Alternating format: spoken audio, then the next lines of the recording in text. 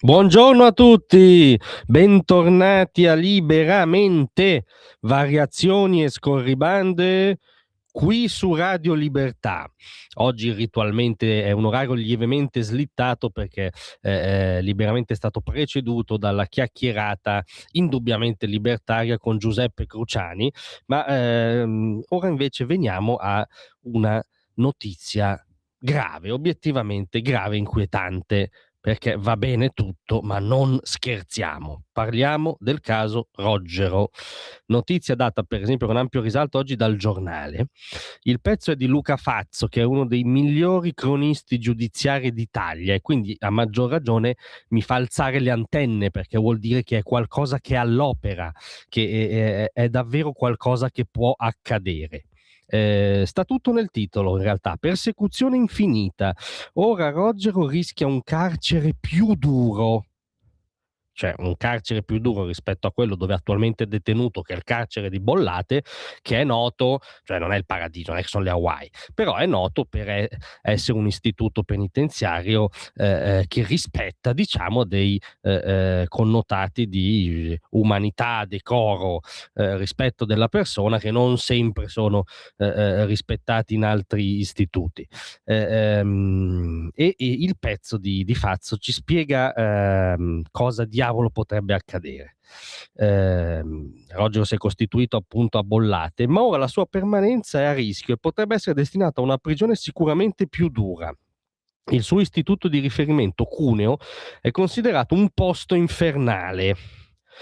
Alla base di questa ipotesi c'è, rendiconta Fazio, la sovraesposizione mediatica che la sua presenza sta portando a Bollate. Cioè questi sono gli argomenti di quelli che vorrebbero infliggere al gioielliere una pena ancora più dura, un trattamento ancora più duro, una realtà ancora più dura.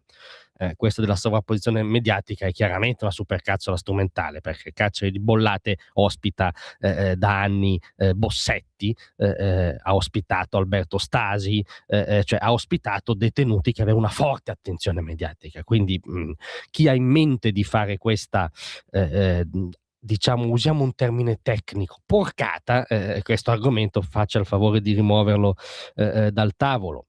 E poi c'è, riferisce sempre Fazzo, che sta riferendo, ovviamente non sta auspicando la cosa, anzi ci suona l'allarme, perché Bollate è un carcere dove di solito i detenuti approdano perché se lo sono meritato con anni di buona condotta altrove.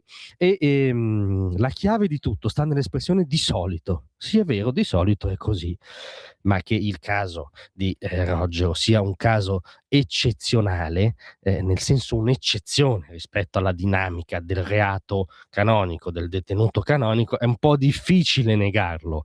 Qui a Radio Libertà abbiamo sostenuto, sosteniamo e sosterremo che il suo è un caso proprio di scuola, di summum ius summa iniuria, dicevano i latini, ovvero i creatori del diritto, cioè un caso in cui l'applicazione letterale, asettica, formalmente rigorosissima della legge vigente può produrre, se scissa dalla realtà che va a impattare, anzitutto umana, una somma ingiustizia, perché nessuno ci convincerà che l'ergastolo a quest'uomo, perché alla sua età la condanna ricevuta equivale all'ergastolo, sia qualcosa di sensato rispetto all'uomo, la vita, l'accaduto, la realtà, diciamo, oltre il codice.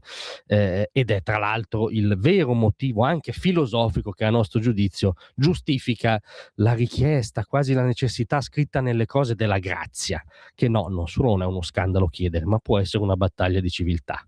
Qualcuno può non essere d'accordo, c'è il dibattito, in una liberal democrazia c'è anche chi sostiene, non so, che quest'uomo vada rinchiuso nelle segrete finché campa, vabbè, pensatela come volete, ma che addirittura si ventili l'ipotesi di trasferirlo in un carcere più duro, cioè di mandarlo a fare l'ergastolo, perché nei fatti fa l'ergastolo, in un carcere più duro, addirittura in un posto infernale, ci dice oggi Luca Fazzo, non so, coi peggiori criminali, non può che diciamo odorare di persecuzione.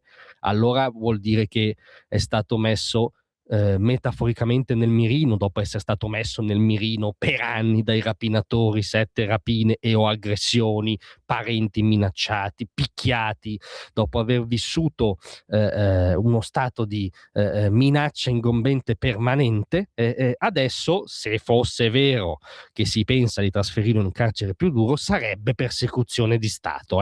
Per favore, la persecuzione di Stato da modestissimi liberali anche no. Grazie a tutti, vi aspetto stasera alle 18.